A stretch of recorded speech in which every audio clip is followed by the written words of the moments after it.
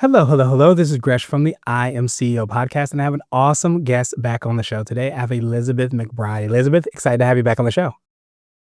Really happy to be here. Yes, I'm happy as well too. And Elizabeth and I had a phenomenal conversation last time, so ready to delve in a little bit deeper, hear a little bit more on an awesome new project, a new book that she's been working on as well too. But of course, Yep. before we do that, I want to read a little bit more about Elizabeth so you can hear about some of those awesome things. And Elizabeth is an author, entrepreneur, and an award-winning business journalist with expertise in finance, technology, and international business. She has been on the founding team of 4 startups, including Wealthfront, the first online financial advisor. She is the author of Capital Evolution and the Little Book of Robo Investing: How to Make Money in Your Sleep, the latest in the acclaimed Wiley series aimed at helping individual investors get the share of returns in the world economy. She is currently a consultant at the World Bank in the WeFi initiative for women's finance. And she was a guest on episode number 2067 of our RMCO podcast before, and we shared loads of great information. We actually found ourselves as being kindred spirits as well too. But I was, checking back and listening through everything again. And one of the things that she said, which is I think right in line with the book that she wrote, is she says one of the keys to success is being very adaptable. And when I was preparing a little bit for this new book actually focuses on that and is a call to action to embrace change, rebuild trust, and ensure capitalism remains the most dynamic force for progress the world has ever known. The future isn't a choice between old ideologies. It's about evolving to meet the needs of a new era. So everything is all aligned. Love everything you're doing, Elizabeth. Are you ready to speak to the IMCO community again? I am. Yeah, it's a great community. I really grew up being a journalist talking to entrepreneurs and small business owners. So it's one of my favorite audiences. Yeah, absolutely. And I feel like, we were chatting a little bit before, we popped on this. And I was like, hey, I think the last time you might have been working on this, I can't remember. You're like, yeah, this has been 3 years in the making. Yeah. So outside of that, in addition to that, I would love to hear a little bit more on what you've been chatting about, what you've been working on since we last chatted. Yeah. Well, I'll show you what I've been working on. Okay. So this is the book. This is a pre-release copy of Capital Evolution. I think the publisher, which is Ben Bella Books, Matt Holt is the imprint within Ben Bella. They just did a great job on the cover. And you can see it's kind of got this red and blue because we wanted it to be nonpartisan, right? In this super partisan environment, we're trying to get away from that politicized dialogue. Yeah, so and it never gets old when you open that box of pre-release books. It's an amazing feeling. The book actually launches on December 9th, so that'll be in the past when people are listening to this, but it's a pre-launch interview.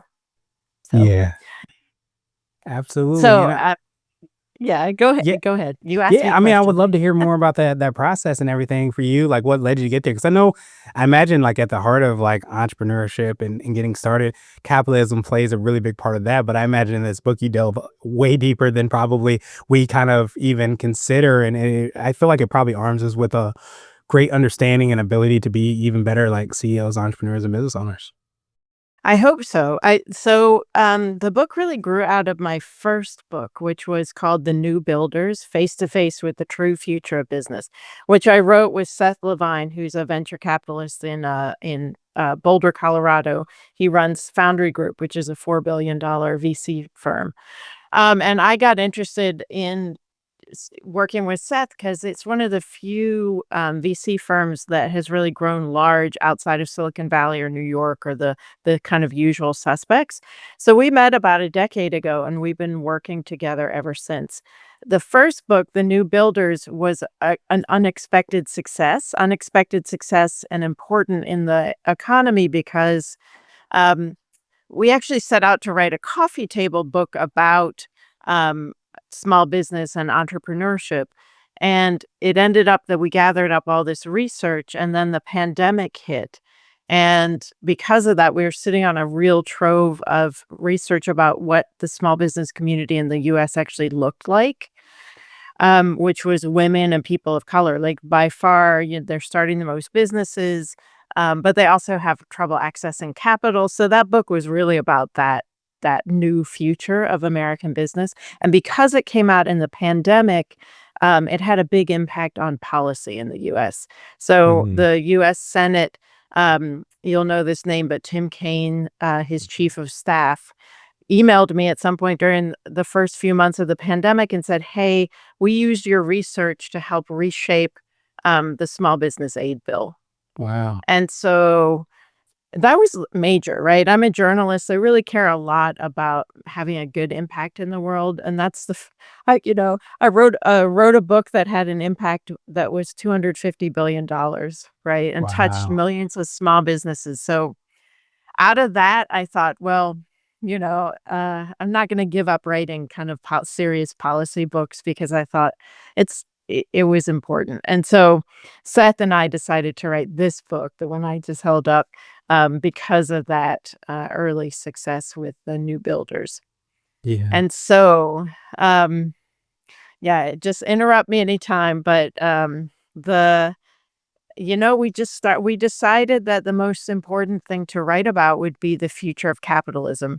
Both of us at that point coming out of the new builders, we had this new taste for kind of like, okay, policy work and like, helping people figure out what's going on in the bigger economy and these issues. And so we started reading books about what the economy should look like or capitalism should look like. And they were all written by academics and Mm. people like in the ivory tower who had never run a business, who had never like been out there doing the what I think of as the real work. I mean, I think it's hard to be an academic and have ton of respect for people who work in universities, but or consulting firms or whatever. But I just thought, Seth and I really bring a different perspective, which is the practitioner's perspective. We both have started businesses. We both worked in finance.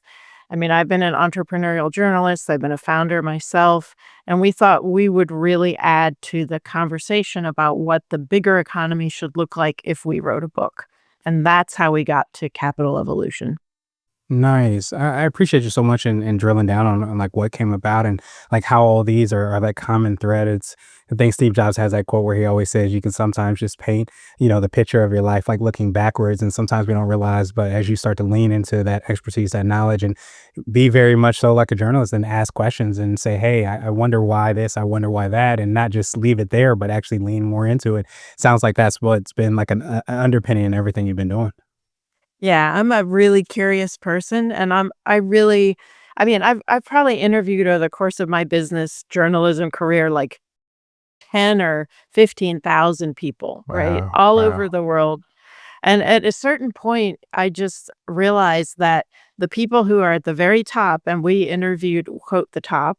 I don't know Yeah. how you define the top, but right, Yeah. like, we interviewed Jamie Dimon for this book.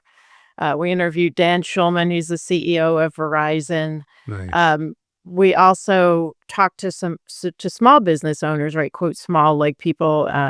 There's a guy in there called Rick Plimpton of Optimax in Rochester.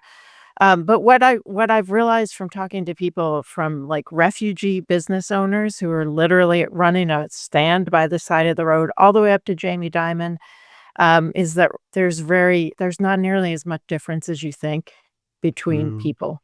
And mm, so what really determines the shape of your life is partly about how hard you work and how smart you are and strokes of luck, right place, right time. But so much of what determines your life path is just the system that you are working in. mhm. And so thinking about that and think about how do you really create your own life and be a part of creating the system that governs all of our lives. That's really what capital evolution is about. Like what actions do you want to take to shape this economy in a better direction for all of us? Nice. I absolutely love that. And I feel like, I don't know, when you're having these conversations, you're talking with people, it, it can sometimes feel very, I don't know if passive is the right word, but feel like you don't have that way to make an impact and feel like you're just Yeah. kind of at expense to like whatever's happening, especially us like looking down the street of everything that's happening, like it's right in DC. It's like you feel like you don't have as much impact as you could, especially here. But I imagine all across the world, people have those same feelings. But it sounds like, coming and looking at and reading this book, it gives you a lot more awareness, but also maybe some of the desire and ability to be able to make that impact and change and see how you could potentially do that. Yeah, I believe so. Because I believe what's happening now is that the information environment is broken down so much. People are aware of that subconsciously, even if they're not aware of it. Consciously, we know Right. that so much of the news we're getting is not right anymore, right? Right. And Right. I'm a journalist saying that, right? Like it's just we've gotten so divided and there's so much bad disinformation out there.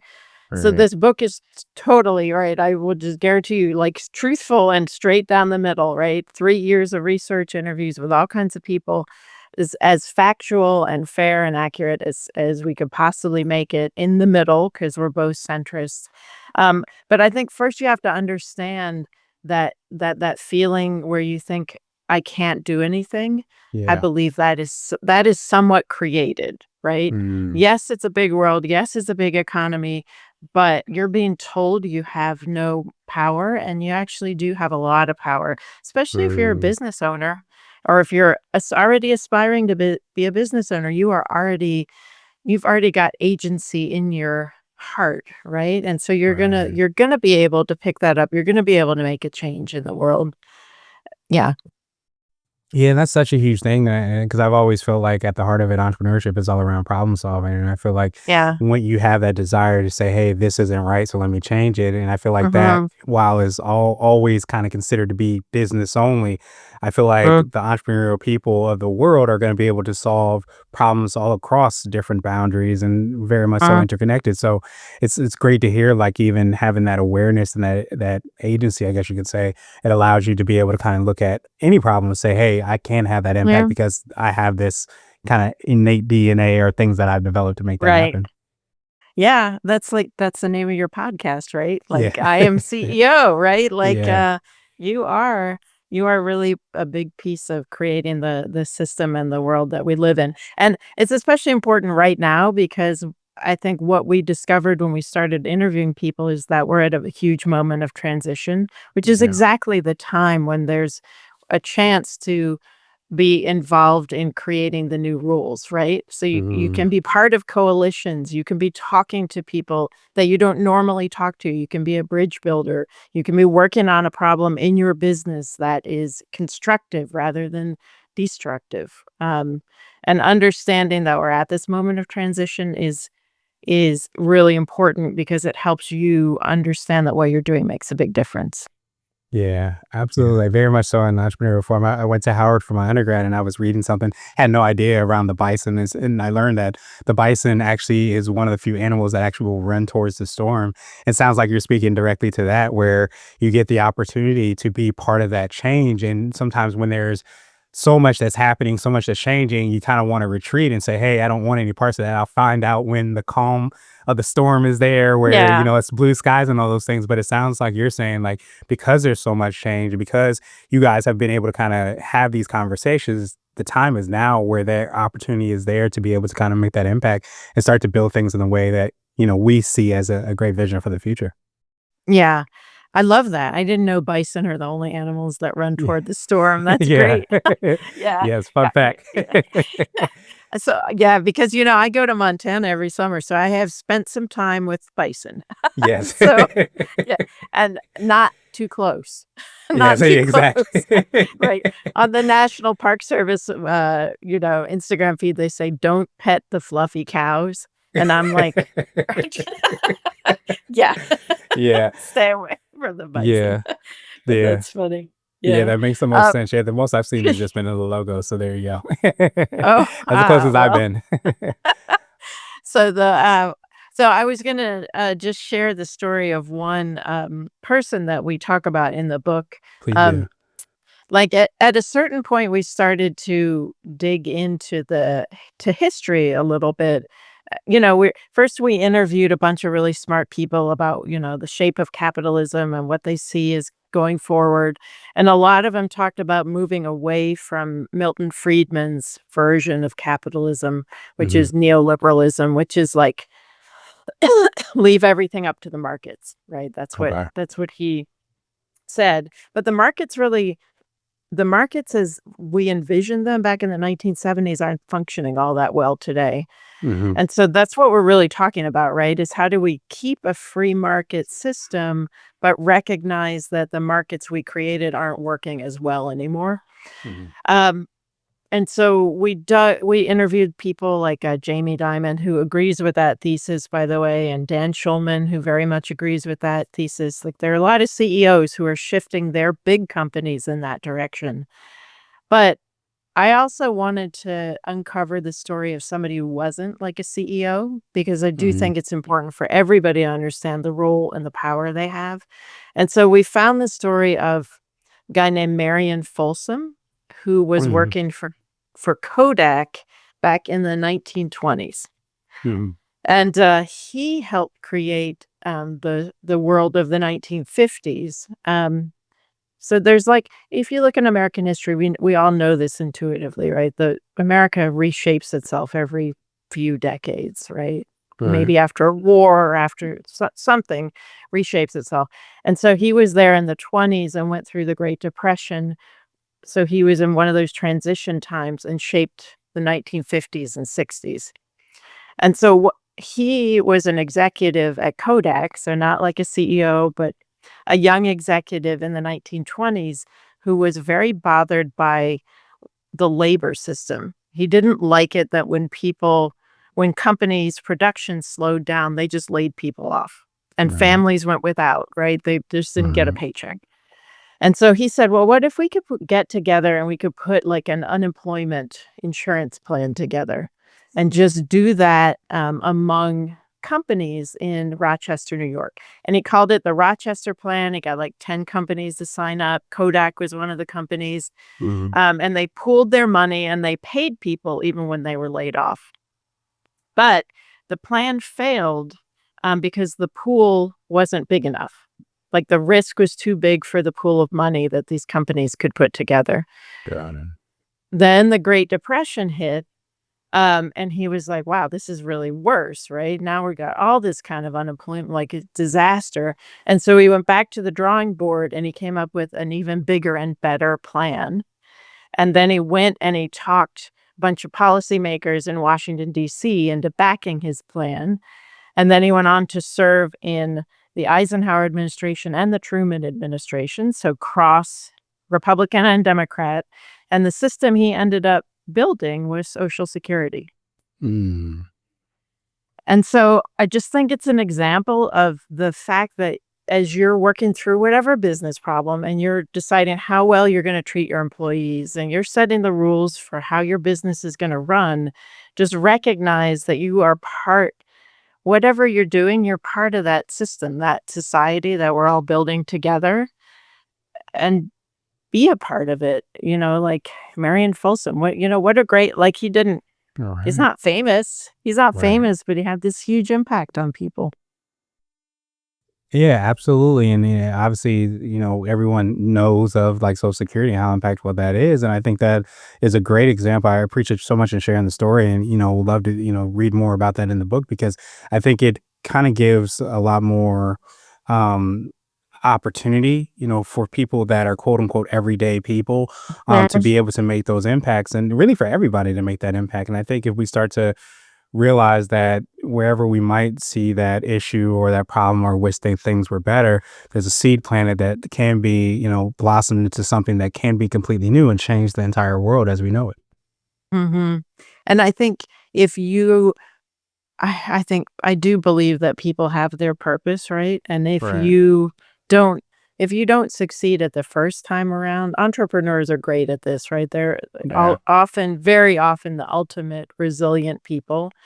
And but I sometimes I believe entrepreneurs, um, lock themselves into the structure of a company, right? They say, "I'm gonna Yeah. found a business," but you can be super entrepreneurial if you take your idea inside a bigger company.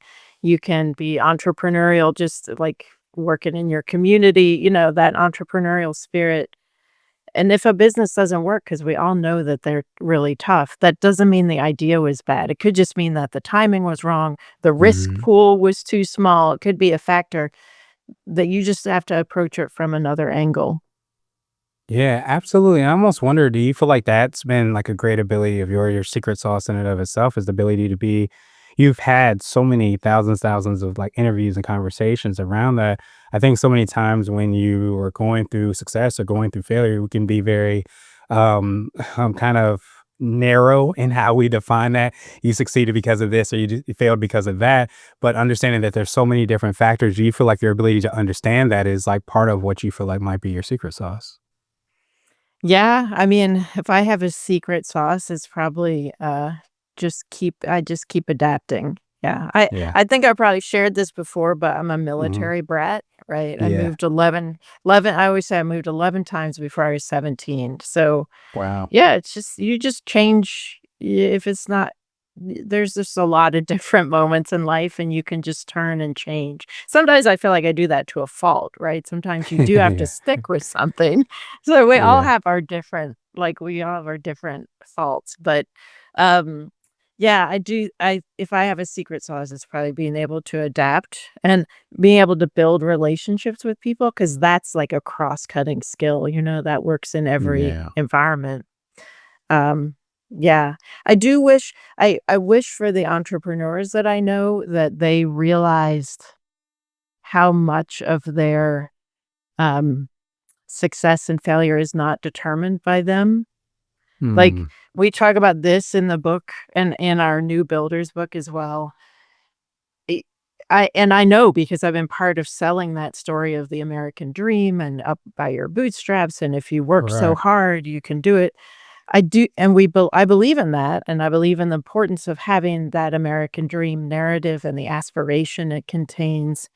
But so many of the entrepreneurs that we read about and who are held up as models for us actually started out pretty wealthy, and that just Hmm. makes all the difference in the world, right? It just Right. and um, so listening to like success tips from I don't know. There's this woman in media, which is my business, like the founder of The Information, which is a very successful media publication out of Silicon Valley. You might have come Hmm. across it.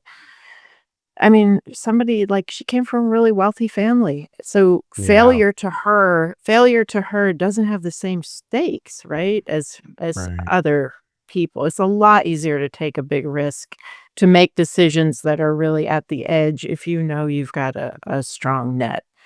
And so I do want entrepreneurs not to believe some of that narrative they hear because you end up hearing in the media all these stories of like tips and tricks from, I don't know who's another example, but Jamie Yeah. Dimon's actually one, right? His dad was Yeah. on Wall Street. Well, you get a Mhm. leg up from those kinds of things. Anyway, I say that all is to say, like, whatever skills and talents you have, you will find a place to use them. Yeah. I love that, and I appreciate you so much in sharing that because I think so many times there's somebody that might be struggling through their business or the things aren't going the way that they wanted to go, and automatically you're saying like I did it wrong, and you feel that way Mhm, because mhm, there's such a narrative around the positivity of never mhm. failing and all those things, but I think that's one of the things that I was reading about. I think it was Outliers or something I was reading about where it end up saying like the idea is that you put your 10,000 hours in, you become successful, but there's so much more to that. Where I think it was Bill Gates that lived the where he lived, and he was able to sneak out of his house to go code at the University of Washington was only possible if you lived at a certain place. So like having that leg up is something that, you don't want to fault anybody for, but it should be part of the narrative and conversation because there's Right. somebody else that has put in their 10,000 hours in a different way, maybe, and not having the same success because of X, Y, and Z.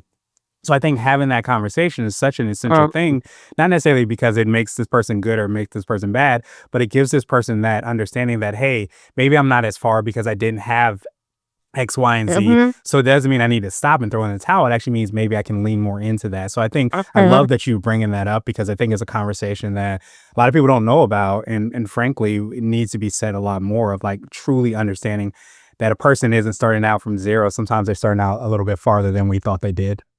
Oh, yeah, yeah, so many of the people who've succeeded, yeah, it started out far from 0, right? And it's yeah, Right.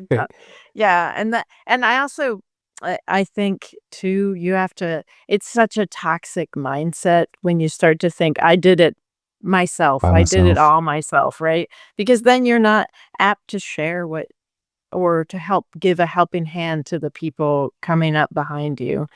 Yeah. Um, and that ends up, there's a lot of studies about that, right? That I wrote about one at Stanford one time that actually women are actually the worst. They do not give a helping hand to women climbing up the ladder behind them. Um, yeah, because they partly because they feel insecure still as they've climbed the ladder, but they also get this mindset, "It was so hard for me, everybody should have to pay their dues." And being aware of that trend in yourself is important 'cause it's mostly an illusion, right? So you did work hard, but other people are working just as hard or harder. Yeah, a lot of times you hear that a lot of times with, people that aren't of the majority, and a lot of times it's that crabs in the barrel mentality where Mhm, sometimes there's only one spot per se, and you feel like if you have that spot, then somebody else can't have that spot, and it's a lot of times mm, rooted in it, not rooted in the a kind of abundant mentality that there's different opportunities people could show up in different ways. But I love that you brought that up because I think the more we could be aware of these things, we can be aware when that's happening and how that's not helping anyone to really get further along mhm, than we could have, if we approach things in a different way. mm. Yeah, and that's a big part of what's underlying this Capital Evolution book as well, because the big thing that capitalism has going for it is that it aims to grow the pie, right? Yeah. So then it helps you get out of that limited mindset where you Yeah. think there can't be enough space for everybody. But really, capitalism is the only system we have, or the best system we've yet come up with, to create enough value to share for the expanding population. And then also, it's the only one that's efficient enough, I believe, to get resources in the right places we need the resources to go to solve the problems we need. And so recognizing that's a big part of our book, but also recognizing that on those fundamental principles, you can build a system that works better for people. Yeah, absolutely. And speaking of that, I would love to drill down a little bit more and hear like what advice might you have for people? This could be like the CEO hack that would come from that book. Like people that are listening to this say, hey, I do want to try to make a change. I do see that this is not going the way that I wanted to go. What would you say are like maybe the first few or couple things that people can do that you talk about in the book as far as like leaning into like I want to be the change I want to see Yeah. in the world? Yeah. Well, one of the things I think, so we are evolving away from a system of what they call shareholder primacy, which was a Hmm. pretty limited way of looking at economics and capitalism that said your only purpose as a company builder is to produce profits for the owners or the Right. shareholders.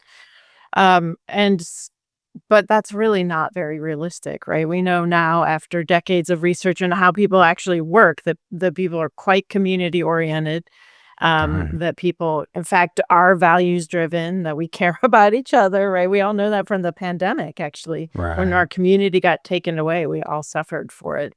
And so I think now we are going to see a shift, especially when you're seeking funding for your company, whether that's from venture capitalists or from banks, that they are going to be paying more attention to what your values are. You Mm. have to have the bottom line, but that's becoming more like poker stakes.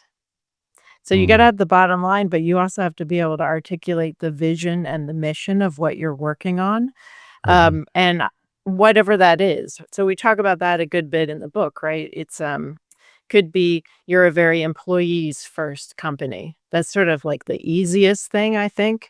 Mm. You're creating jobs, you're creating decent jobs, you pay people decently, like you're committed to, whatever those good systems are to lift your community up. I think that's a value that a lot of companies now are adopting and being much more transparent about. But I also think environment's a huge one, and in that space, it's really helpful to have an environmental mission because consumers have more power today, and so being able to demonstrate that you can be in touch with a group of very motivated consumers who are gonna stick with you through thick and thin. We have the example in the book of, Patagonia.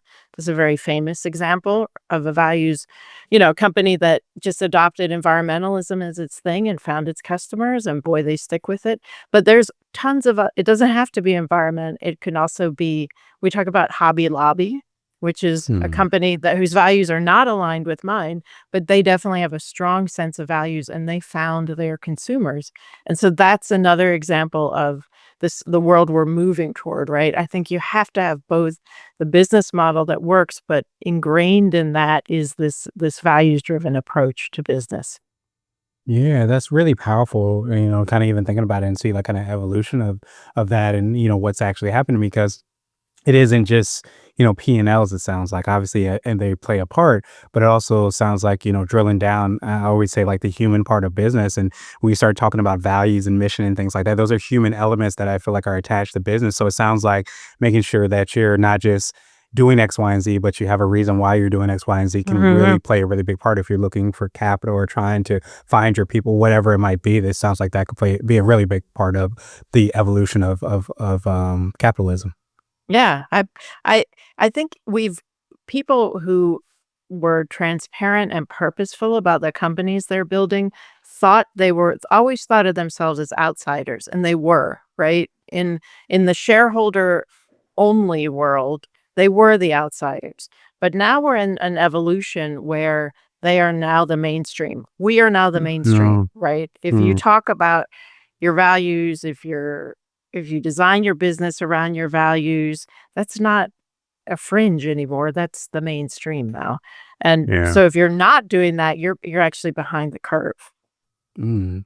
That's a really powerful thing to kind of think, keep in mind. And I think so many times that's subscribed or are ascribed as like woo woo or things that, are not in alignment with the bottom line. But it sounds like you're seeing that from many different vantage points. So you're talking about offering capital and things like that, where those things are becoming metrics or things that people are considering Yeah. when they're making decisions. Yeah, and the best example of this is Larry Fink. Like, he's a huge example, right? You could think he's operating in a whole different world. He runs BlackRock, which is a huge asset management company. And, Hmm. like 2019 or so, he came out with a shareholder letter that said, "Hey, we want all of the companies that we own stock in, which is pretty much every big company you could think of. We want you all to have a plan for how you're going to deal with the climate, environment, stuff like that." And he got just attacked, right? People were like, woke capitalism. There's a chapter in our book called The Fallacy of Woke, Mm, because it was just politics only, right? It had nothing to do with right. real business, had definitely nothing to do with like communal interest. Um, so he got attacked to the point where I don't know this for sure, but I'm sure he was getting death threats because we write about this in the Uh, book as well. The big uh, CEOs now commonly get death threats. We've had CEOs assassinated at this point, right? yeah, yeah. Um, so so he retreated. So he wouldn't agree to an interview with us probably because the stuff had gotten too like spicy, right? Yeah. Um, but I but I'm a journalist, so I tracked him down. So Yeah. I went out to the Aspen Ideas Festival where he was speaking, and then I planted myself in the middle of the front row, and then he got done, and then I was like, "Hey, Mr. Fink, I got some questions for you."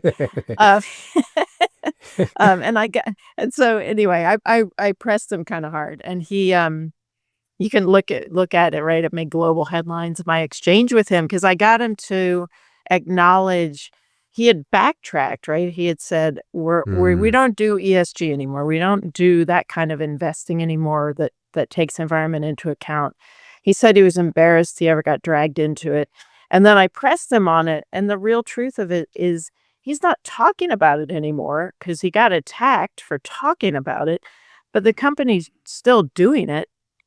Like, they took for them, mm, a minor hit, right? They took a few $1 billion, which sounds major, but in their portfolio, it's a pretty minor hit, and then they right. just kept on investing in environmentally important, technology because, in fact, it's not only a right thing to do, it's actually, like, companies need it, government like, we Yeah. all need to be adapting to this changing environment that we Right. have, and so he's still doing the same stuff.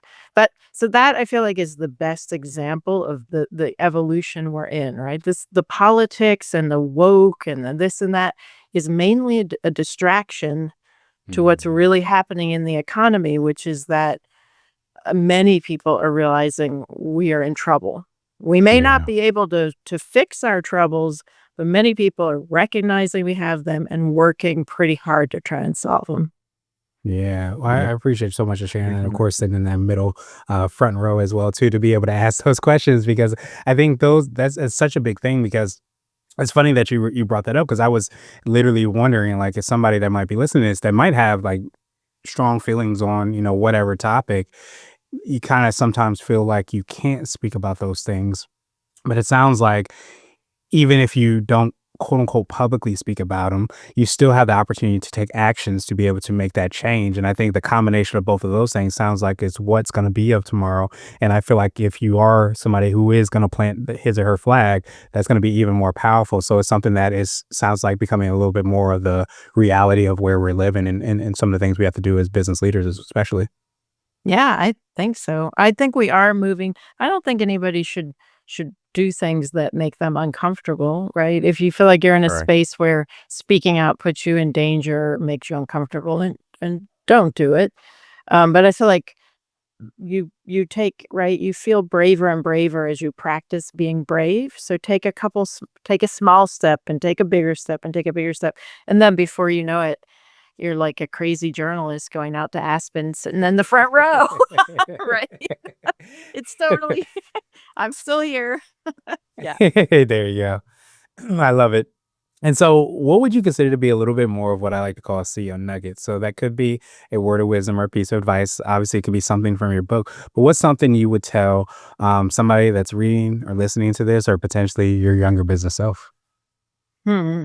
That I would tell my younger self, I would tell my younger self, well, going back to the flaws I think that I carry, I would say stick to your idea, stick to your purpose, but be Mhm. flexible about how you're enacting it, right? Don't get Mm, too rigid about the form it's taking.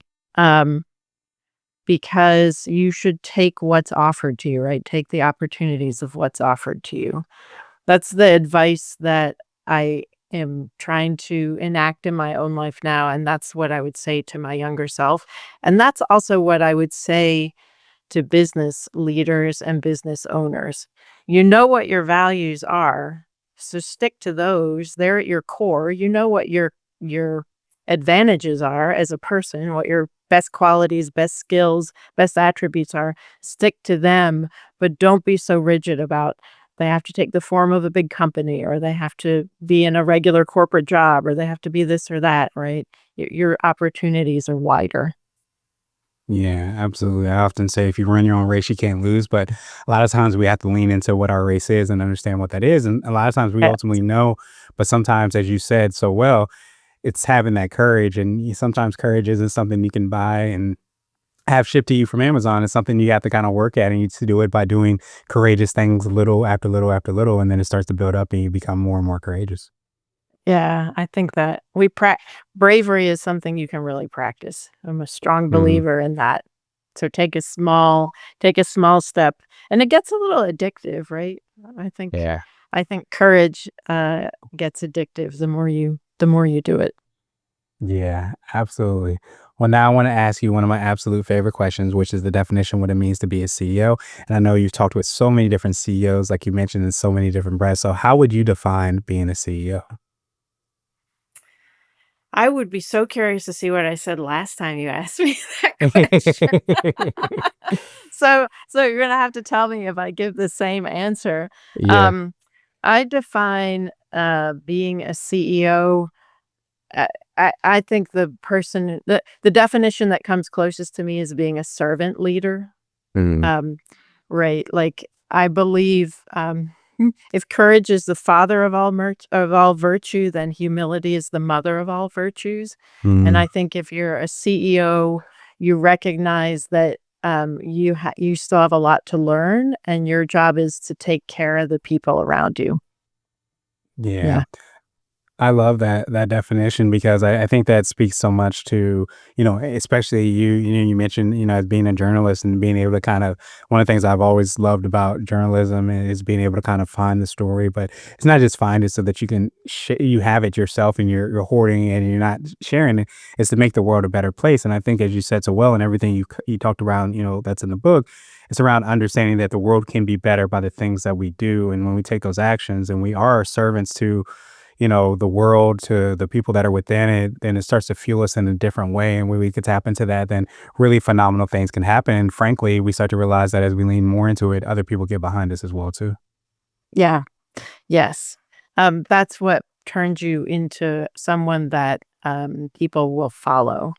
I think my favorite example of a servant leader, I really miss him actually, is Jack Bogle, the founder of Vanguard, who I Hmm. interviewed a bunch of times. And he was a very classic definition of the servant leader, right? He gave away a lot of money. He could have been much wealthier than he was, but he established Vanguard as essentially a nonprofit. And so his definition of being a CEO was serving the people around him. And he also worked really hard at being humble, Hmm. unlike some other big leaders in our environment right Yes. now. Yes. Right. He kept a copy of a famous poem, Ozymandias, on his Mm, office wall, right? And that's a poem that's about an Egyptian king who had a big statue built of himself, and then, uh, you know, after some years, the statue's just turning to dust, right? Even the mm, biggest you just gotta keep that humility in mind. yeah. Yeah. Um, Absolutely. And when you start thinking about things that legacy, like those things, don't last, but whether the quote is one of my favorite quotes is people don't care how much you know until they know how much you care. And I think a yeah. lot of times the actions and things that you do, showcase that and on a bigger level, like that's legacy, that's the impact, that's the world that you leave behind. And I think when we're very intentional or mindful and aware of that, then we can really make the impact that we ultimately want to have. And it's beyond sometimes those big, shiny statues and things that we think Yes. define who we are. Yeah. Yeah, it is. And the best leaders, the ones whose impact does last, they recognize that. Mm. Yeah, absolutely. Well, Elizabeth, truly appreciate that definition. Of course, I appreciate your time even more. So, what I want to do now is pass you the mic, so to speak, just to see if there's anything additional that you can let our readers and listeners know. And of course, how best people get a hold of you, find out about the new book, the other books you've written, and all the awesome things that you're working on. Oh, thank you for I well, first of all, appreciate the opportunity. I appreciate that you give a platform for people to talk and have these meaningful conversations. So you can find my work at my if you just search my name, Elizabeth McBride. I have my own website. There's also a website for Capital Evolution, and we obviously appreciate it if you would order the book, and if you do order it, read it and like it, if you will leave a review on Amazon, that helps the sales of the book a good bit. It is a centrist book, which means that it's got a harder road in the world because people enjoy being more divided right now. But we're Mm. trying to build a conversation in the center, and so we hope a lot of people will buy the book and be part of that centrist conversation. Yeah, absolutely. Well, I truly appreciate that. Of course, to make everything easier, we'll have the links and information in the show notes as well too. But I think to some degree, it's very, very sad, that in a world where we want to be more divided than we want to be united. And I think a lot of times when we have those conversations, as you said so well, we start to realize that we're a lot more alike than we are different. But that only happens by being willing and open to having those conversations and realizing that, yeah, I might disagree with you on this or disagree with you on that. But at the end of the day, we're still very human. We still have probably a lot of the same fears, aspiration, goals, and all those things. So I think and love that you've been able to kind of write this book to be able to create that narrative around there. And you're looking forward to the next thing, the thing after that. We continue to kind of collaborate with. Me too. I'm looking forward to that too. Thank you.